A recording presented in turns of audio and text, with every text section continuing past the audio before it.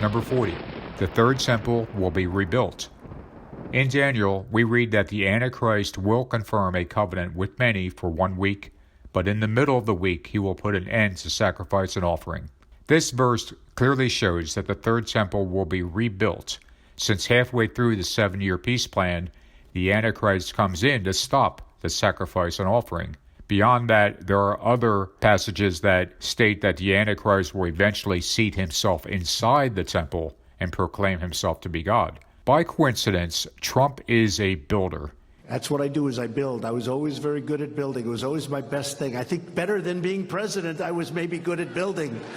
My belief is that not only will a third temple be built as part of Trump's peace plan, but that a Trump-owned company will do the building. After it's finished, don't be surprised if the name Trump appears somewhere on the third temple structure itself, perhaps as an engraving or a plaque, to honor Trump's efforts to get it built. Number 41. Israel seeks the Messiah.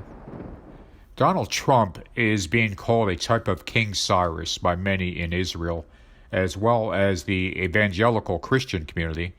To further connect Trump to the Antichrist in this matter, Trump's image is now being produced on temple coins alongside that of King Cyrus. Israel has named towns, train stations, and squares after Trump. He's been called the Shield of Jerusalem, the King and final U.S. President, and there's even a song called Super Trump. Israel is honoring Trump in a multitude of ways, and it all exactly fits the type of honor and worship that the Antichrist will receive in the final days. Both Israel and Trump supporters elevate Trump to a king-like status, which he approves of, and it won't be long before he elevates himself even beyond that. Number 42. The Antichrist breaks the Mideast peace covenant. As we read in 2 Thessalonians, another name for the Antichrist is the son of perdition. The Antichrist shares this name with Judas, who is also called the son of perdition by Jesus. Not long after proclaiming that peace and security has been achieved, the Antichrist will break the covenant that he himself put together. Just like the Antichrist, Trump is notoriously unfaithful, not just in his marriages, but in his business days, where contractors have had to sue him to try and get the money they were rightfully owed. Trump has continued this unfaithfulness as president, unilaterally withdrawing the United States from countless treaties and agreements. It won't be long before Trump breaks the very same peace covenant that he himself put together as the deal of the century. As Judas betrayed Jesus, so will Trump betray Israel. Number 43. The Antichrist Worldwide Economic System. In Revelation we read that no man might buy or sell save he that had the mark, or the name of the beast, or the number of his name. The Antichrist will, via the false prophet, implement a worldwide economic system to enforce both loyalty and obedience. Only once loyalty to the Antichrist, signified by the mark of the beast, will allow participation in the world economy. At that time, if you refuse the mark, you will not be allowed to buy or sell, and thus have no access to money. Donald Trump is obsessed with money, but even more so with the nation's economy, which he has called the greatest economy in the history of the world. Trump has taken full credit for the economy and views it as his crowning achievement in his first term as president. Coincidentally, Trump is also obsessed with loyalty and with promoting his own name.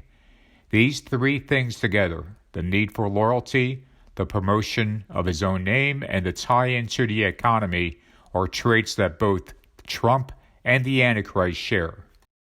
Number 44. The Mark of the Beast.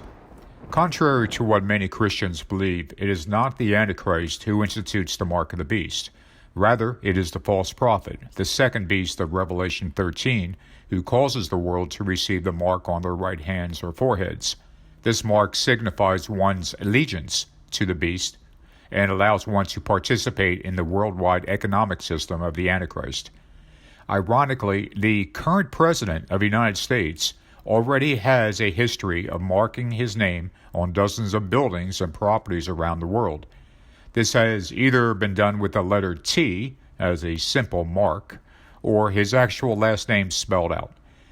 There's also one particular number that is currently associated with President Donald Trump. That is the number 45, which signifies that he is the 45th President of the United States. Thus, we can now see that the mark of the beast is 1. Just a simple mark, 2. The name of the beast, or 3. The number of the name. Likewise, with Trump, we have seen that he already uses 1. A simple mark, or 2. His own name. We have yet to see what the number of his name might be, but I do feel that the number 45 will be involved somehow. Since world events are moving so quickly, we do need to pay attention to what's happening in the news. Perhaps another number will rise that will be the number of Trump. But for right now, I think we should keep the number 45 in the back of our minds because it does, at this moment, signify the number of Trump.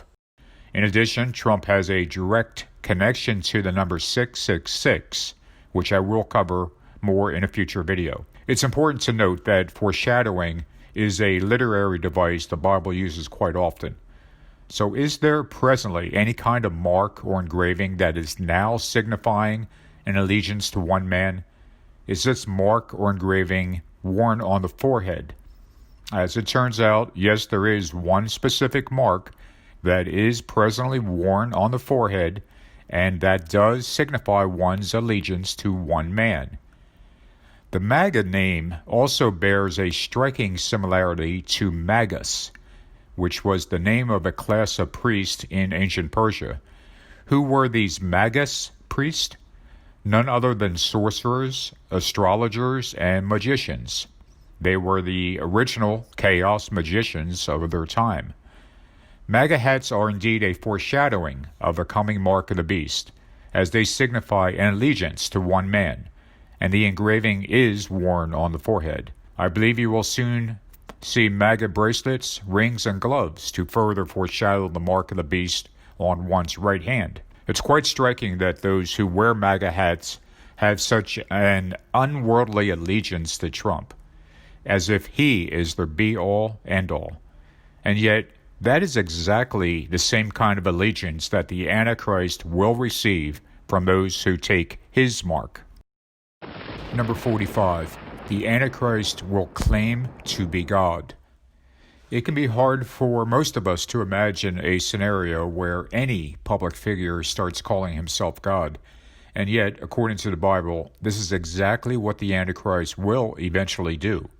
His out-of-control ego and innate desire to be worshipped will result in the most outrageous claim possible. The odd thing about Trump's bragging is that he keeps getting more outrageous with each passing day. For example, early in his presidency, he proclaimed that he was better than Obama. Then he was better than any modern president. Now he routinely claims to have done more for America than any president has ever done in our nation's history. Trump has even retweeted someone calling him God, with an added thank you reply as if he's acknowledging a truth. But here's the catch. Trump's claiming to be God will not shock his supporters, as many will simply dismiss it as just Trump being Trump. Others will say the mainstream media is taking him out of context again, and Trump didn't say any such thing. Still others will acknowledge him as being king of this world. If you have trouble accepting the fact that Trump could ever proclaim himself to be God, I simply ask that you pay attention to what he says about himself. It keeps getting more and more extreme, and he does continue to magnify himself above any human being. Praise means a lot to the Antichrist, and it means a lot to Donald Trump. Trump's eventual pronouncement that he is God is inevitable.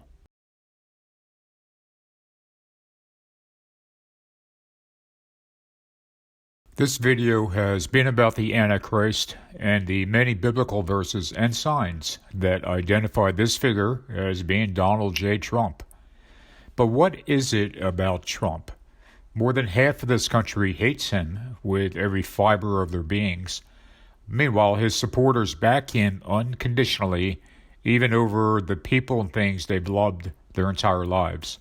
They denigrate others in order to elevate Trump, becoming de facto mini-Trumps. His allies in the media and in Congress may not love him as much as they fear him, but they do view him as a means to an end, a rare opportunity to get all of the conservative policies and judges they've always wanted. In the meantime, if temporarily they have to call evil good and good evil, so be it. But this is more than just a cult of personality, as it resonates deeply on a visceral level.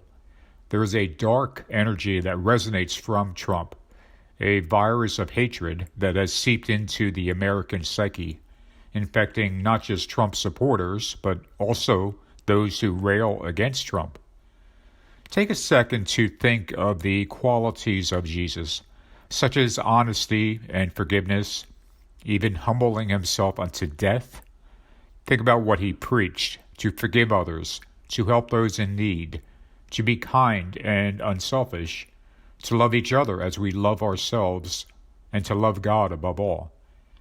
Now, take a second to think if any of these qualities exist in Donald J. Trump. They simply don't.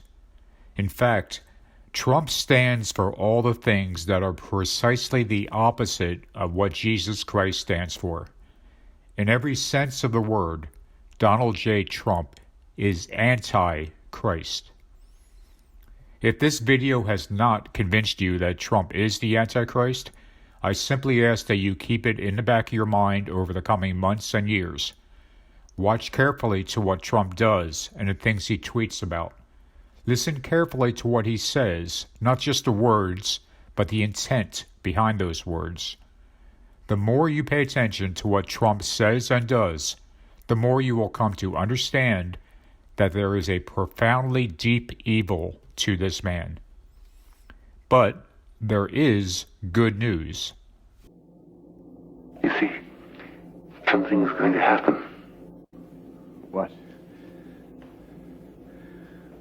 What's going to happen? Something wonderful. What? I understand how you feel. You see, it's all very clear to me now. The whole thing.